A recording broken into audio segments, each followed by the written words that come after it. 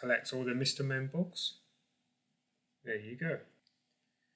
Mr. Fib, original concepts by Roger Hargreaves, written and illustrated by Adam Hargreaves.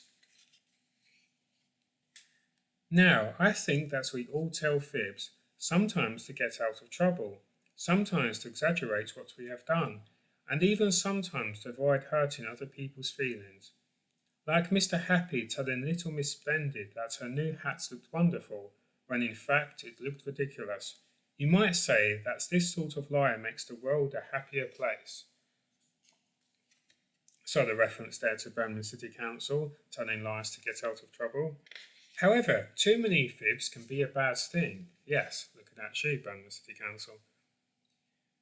As in the case of Mr. Fib, who was never honest. There were only fibs and more fibs. He fibbed about how many eggs he could eat at breakfast to Mr. Strong. He fibbed about how big his house was to little Miss Splendid. Then he blamed little Miss Tiny when he spilled juice on little Miss Splendid's pristine bright rug.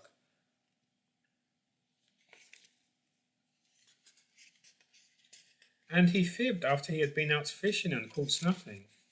You should have seen the one that's got away. It was this big, he exclaimed, stretching his arms out wide. It was a big fib. A big fib that grew big as the day went by, and not just the fib, the fish grew as well. By lunchtime, he was telling everyone the fish had been 1 metre long. By tea time, it was 2 metres long. And by supper, it was as long as Mr. Tall's leg, what you might call a tall story.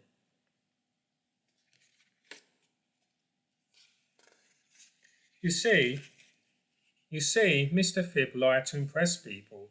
He boasted that he was cleverer than Mr. Clever. He bragged that he was luckier than little Miss Lucky. And he even claimed to have more magic in his little finger than little Miss Magic had in her whole body, just one big fib after another. Now, one day, Mr. Fib was walking along the beach when he saw Mr. Bump coming towards him. As he drew closer, Mr. Bump tripped and fell in the water. Mr. Fib helped Mr. Bump up. Mr. Bump said thank you, and they went their separate ways. A small moment in an uneventful walk. But by the next day the moments had grown. A bit like the fish he fibbed about. Now, Mr. Fib had saved Mr. Bump from drowning. He had saved Mr. Bump from drowning in a terrible storm at sea. He had saved Mr. Bump from drowning in a terrible storm at sea while fighting off a shark. There's the shark. The news of Mr. Bump's rescue went round town in a flash. Mr. Fib was called a hero. He gladly repeated his heroic tale. People told him what a jolly good fellow he was and patted him on the back. The mayor got to hear of it and decided that something must be done to reward this remarkable deed. There was a grand ceremony, and the mayor awarded Mr. Fib a medal for bravery. Mr. Fib beamed with pride, false pride. But then people started to ask questions. Was there a storm on the day in question? Yes, said Mr. Fib. Was Mr. Bump out in a boat? Of course, exclaimed Mr. Fib. Are there sharks off the coast of Seatown? Undoubtedly, cried Mr. Fib, looking nervous there. But the next day the truth came out. Mr. Bump had not been out at sea. There had been no storm, there had been no rescue, and there was no shark. Mr. Fib's lie had been found out. The mayor was angry and took back the medal. The people of the town were furious. Mr. Fib was shunned and ignored. However, Mr. Fib did not learn his lesson, and his fibs became even more outrageous. He changed his story and said it was really little Miss Tiny who he had rescued, which was clearly nonsense. He swore that he had been swallowed by a whale. More nonsense. But he could not help himself, and the more he fibbed, the more angry everyone became. So much so that little Miss Magic started to feel sorry for Mr. Fib. She wanted to help him. But how do you stop the world's greatest fibber from telling fibs?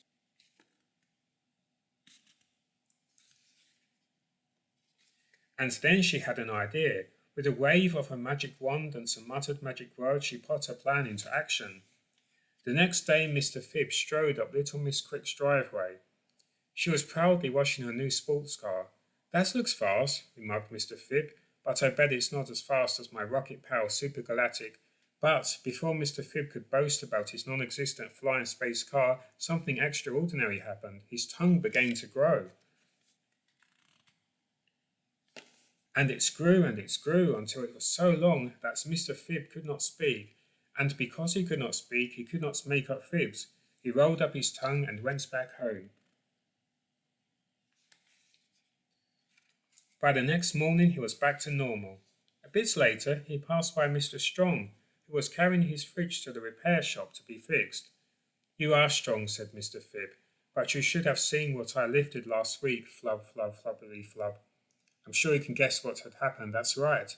His tongue had grown again and he couldn't talk properly.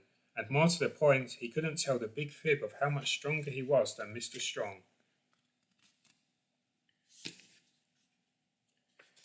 And so it went on all week. Each time he was about to fib, his tongue grew, flub, flub, flubbity, flub.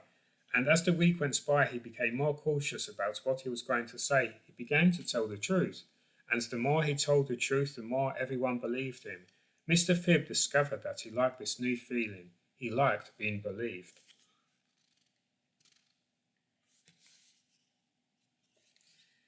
In time, he became as honest as the day is long.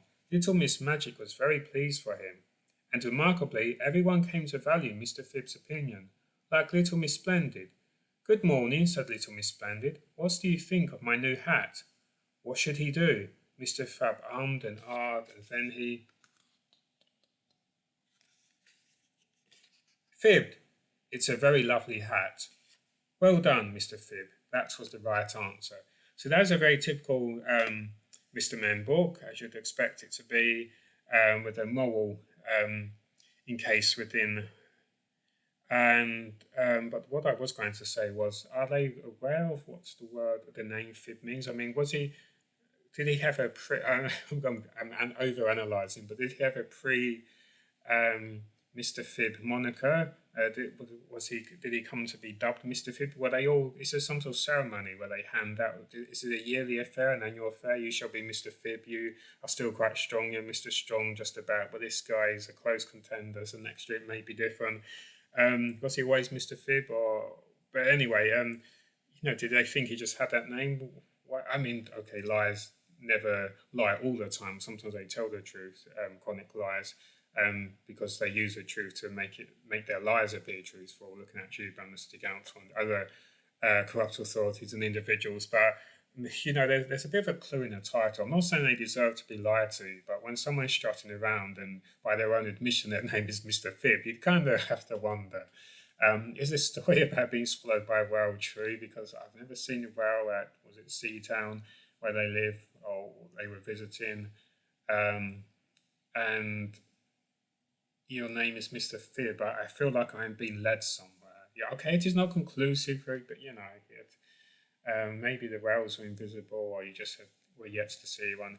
But anyway, that's a good story, typical Mr. Men story. Oh, Mr. Phibb is number 51.